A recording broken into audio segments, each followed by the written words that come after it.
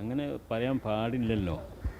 നമ്മൾ മറ്റൊരാളെപ്പറ്റി പറയുന്ന ആരോപണങ്ങൾക്ക് വസ്തുത സത്യസന്ധമായിരിക്കണ്ടേ. പ്രത്യേകിച്ച് സമസ്ത മുഷാവറ അങ്ങനെയൊക്കെ പറയുന്നതിൽ കുറേ വാക്കിലും പ്രവൃത്തിയിലും സൂക്ഷ്മത വേണ്ടവരാണ്. അത് ആരാണ്, എന്തിനെ കുറിച്ചാണ് അദ്ദേഹം പറഞ്ഞത്, അദ്ദേഹമാണ് വിശദീകരിക്കേണ്ടത്. അദ്ദേഹത്തെ നിങ്ങൾ കാണണം. ഇൻഷാ അല്ലാഹ് അവിടെ വരും.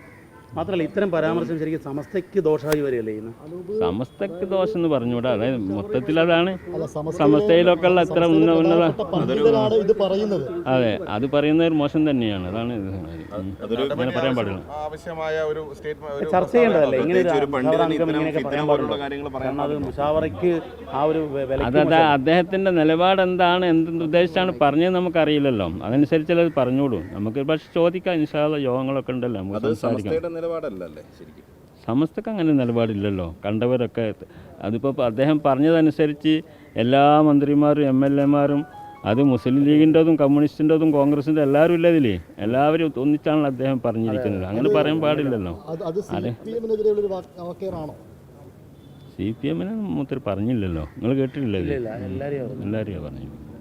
അങ്ങനെ പലർക്കും അങ്ങനെ ഉണ്ടാവും എന്നൊക്കെയാണ് പറഞ്ഞത്. മാത്രമല്ല EMS-ൻ്റെ ഒക്കെ പേര് പറഞ്ഞുകൊണ്ട് അവർ EMS-നെയൊക്കെ അവർ അനാദരിക്കുന്ന അത് പിന്നെ EMS-ൻ്റെ അമ്മ അങ്ങനെയാണെന്ന് അദ്ദേഹം പറഞ്ഞു. എനിക്കറിയില്ല എൻ്റെ ചരിത്രം അങ്ങനെയാണോ എന്ന്. അങ്ങനെയൊക്കെ ഇപ്പോൾ പറയേണ്ടതുണ്ടോ ശരിക്കും? അതിപ്പോൾ അദ്ദേഹം പറഞ്ഞത് ശൈശവ വിഭാഗത്തിനെ സംബന്ധിച്ച് കമ്മ്യൂണിസ്റ്റുകാർ എതിർക്കുന്നു എന്നുള്ള ആൾക്കായിരിക്കണം പറഞ്ഞിട്ടുണ്ടാവുക. പക്ഷേ എങ്കിലും അങ്ങനെയല്ല, ഇത് പറയേണ്ട ശൈലി മാറ്റങ്ങൾ ഉണ്ടാവേണ്ടതാണ്. ബഹുഭാര്യത്വം ഉണ്ടല്ലോ, ഇസ്ലാമിലുണ്ടല്ലോ. അത് വളരെ അനിവാര്യമായ ഘട്ടങ്ങളിൽ അള്ളാഹു അനുവദിച്ച ഒരു നിയമമാണ്. അത് ഒരു ഭാര്യ മതിയാവാതെ വരുമ്പം വല്ല അസുഖം അങ്ങനത്തെ എന്തെങ്കിലും കാര്യങ്ങളൊക്കെ ഉണ്ടാകുന്ന സമയത്ത് മാത്രം. അത് തന്നെ ഖുർആൻ പറയുന്നുണ്ട്. ഒന്നാണ് നിങ്ങൾക്ക് ഏറ്റവും ഹൈർ, നിങ്ങൾക്ക് നീതി ചെയ്യാൻ കഴിയില്ല എന്നൊക്കെ പറയുന്നുണ്ട്. അതുകൊണ്ട് അതൊരു വിശാലമായൊരു വിഷയമാണ്. അതിപ്പം ഇസ്ലാമിനെ ആക്ഷേപിക്കാൻ വേണ്ടി പലരും ഉദ്ധരിക്കുന്ന ഒരു സംഗതിയാണ് ബഹുഭാര്യത്വവും ശൈശവിവാഹത്വവും ഒക്കെ തന്നെ. ആദ്യകാലങ്ങളിലൊക്കെ ശൈശവിവാഹത്തിൻ്റെ പരിധി വളരെ വളരെ താഴെയായിരുന്നു. അത് പിന്നെ കാലഘട്ടത്തിനനുസരിച്ച് കൂടി വന്നു. ഇപ്പോൾ വളരെ അങ്ങനെ കൂടിക്കൊണ്ടിരിക്കുകയാണ്. ഇപ്പോൾ കുട്ടികളൊക്കെ പഠിക്കലുമൊക്കെ ആയതുകൊണ്ട് പഠിപ്പും കാര്യമൊക്കെ കൂടുതലുള്ളത് കൊണ്ട് വിവാഹത്തിൻ്റെ പ്രായമൊക്കെ നീണ്ടു പോവുകയാണ് എന്നുള്ളതാണ്. നദ്വിക്കെതിരെ ശരിക്കും ഒരു നടപടി വേണ്ടതല്ല. കാരണം മുഷാവറ അംഗം അത് നിങ്ങൾ തങ്ങളൊക്കെ വരും അപ്പം നിങ്ങൾ എന്താക്കുക? അതറിയില്ല, എനിക്കറിയില്ല. അജണ്ട എനിക്കറിയില്ല. അജണ്ട ഒക്കെ അതിൻ്റെതായിരിക്കുന്ന ആൾക്കാർ ഇവിടെ കൊണ്ടുവന്ന് വെക്കും. അപ്പോൾ അതിനനുസരിച്ച് ചർച്ച നടക്കും. സമസ്തയിൽ ഇപ്പോൾ ഇരു വിഭാഗം തമ്മിലൊരു തർക്കം ഉണ്ടായിരുന്നു. അത് രമ്യമായി പരിഹരിക്കുന്നതിലേക്ക് എത്തിയോ? അതിന് പരിഹാരം നടക്കുന്നില്ല. പരിഹരിക്കാൻ വേണ്ടി തീരുമാനിച്ചിട്ടുണ്ട് കഴിഞ്ഞ മുഷാവറയും. ഈ എന്തായി എന്നുള്ള നടപടി അതിനെ സംബന്ധിച്ച് എവിടെ എത്തിയെന്നുള്ളത് ഈ മുഷാവറ യോഗം വിലയിരുത്തേണ്ടതാണ്. അതിൽ ഈ മധ്യസ്ഥരെ തീരുമാനിച്ചില്ലായിരുന്നു? മധ്യസ്ഥരുടെ ഇടപെടലൊക്കെ എങ്ങനെ ഉണ്ടായിരുന്നു? മധ്യസ്ഥർ എന്ന് പറഞ്ഞാൽ രണ്ട് വിഭാഗം, അതായത് മുസ്ലിം ലീഗിൻ്റെ നേതാക്കളുണ്ട്, സമസ്തയുടെ നേതാക്കളും ഇരുന്നിട്ടാണ് ചർച്ച ചെയ്തിട്ടുള്ളത്. ചെയ്തിട്ട് 9 കാര്യങ്ങൾ തീരുമാനിച്ചിട്ടുണ്ട്. അത് നടപ്പാക്കിയാൽ വിഷയം തീർന്നു. പക്ഷേ അത് നടപ്പായി വന്ന് കാണുന്നില്ല എന്നുള്ളതാണ്, വൈകി പോകുന്നു എന്നുള്ളതാണ്. ആരുടെ ഭാഗത്തു നിന്നാണെന്നുള്ളതൊക്കെ അതിൻ്റെ നേതാക്കൾ പറയുന്നു കരുതാണ്. ഈ ലീഗ് പക്ഷത്തെ ആളുകളൊക്കെ പറയുന്നത് കുറച്ച് ലീഗ് വിരുദ്ധരായ ആളുകൾ സമസ്തയിലുണ്ട്, അവരാണ് ഈ നിരന്തരം പ്രശ്നം ഉണ്ടാക്കുന്നതെന്നാണ്. മുർബൈസ് മാത്രമല്ല, അങ്ങനെ പലരും ഉണ്ട് ഇത്രയെന്നാണ് പറയുന്നത്.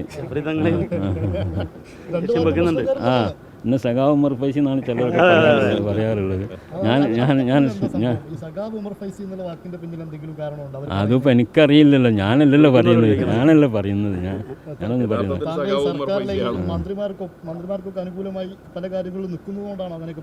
അങ്ങനെ ഞാൻ നിൽക്കുന്നില്ലല്ലോ. മന്ത്രിമാർക്ക് അനുകൂലം ഞാൻ നമ്മുടെ സമസ്തൻ്റെ കാര്യങ്ങൾ പറയും. നമ്മൾ മതപരമായ ആദർശപരമായ കാര്യങ്ങൾ പറയും എന്നല്ലാതെ വേറൊന്നും ഞാൻ പറഞ്ഞിട്ടില്ല. അതിനിപ്പോൾ രാഷ്ട്രീയമല്ല, എല്ലാ രാഷ്ട്രീയക്കാരും നമ്മൾ ഒരുപോലെ തന്നെ കാണുക. നമ്മളോട് സഹകരിക്കുന്നവരോട് അങ്ങോട്ട് സഹകരിക്കും, നമ്മളെ എതിർക്കുന്നവരോട് നമ്മൾ എതിർക്കും. കഴിയുന്നതും ജനാധിപത്യ രാജ്യത്തിൽ നിയമപരമായിട്ട് എങ്ങനെയൊക്കെ നേരിടാൻ പറ്റും എന്നുള്ള നിലയ്ക്ക് നേരിടും.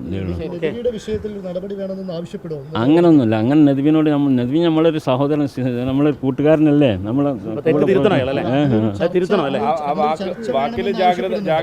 ആ വാക്ക് ആ രൂപത്തിലായത് ശരിയായില്ല. അദ്ദേഹത്തിൻ്റെ ആവശ്യം അദ്ദേഹത്തിൻ്റെ ഉദ്ദേശം എന്താണെന്ന് അദ്ദേഹത്തോട് ചോദിക്കണം. അദ്ദേഹം ഇപ്പം വെറും നിങ്ങൾക്ക് ചോദിക്കാം. അത്രയേ ഉള്ളൂ. അദ്ദേഹം പ്രതികരിക്കാൻ തയ്യാറായില്ല. അദ്ദേഹം മൗനത്തോടുകൂടി പോവുകയാണ് ചെയ്തത്. അത് മാത്രമല്ല അദ്ദേഹം ഇത് പറഞ്ഞതിന് ശേഷം പറഞ്ഞതിൽ ഉറച്ചു നിൽക്കുന്നു പറഞ്ഞിട്ടുണ്ട്. പറഞ്ഞോ? എന്നാൽ പിന്നെ നിങ്ങളാണ് കൈകാര്യം ചെയ്യേണ്ടത്. ഇന്ന് ചർച്ച ചെയ്യണമെന്ന് ആവശ്യപ്പെടും അല്ലേ? അതൊന്നും ഉണ്ടായിക്കോളുന്നില്ല. എന്നാൽ നോക്കാം. നിങ്ങൾ വൈകുന്നേരം കാണല്ലോ.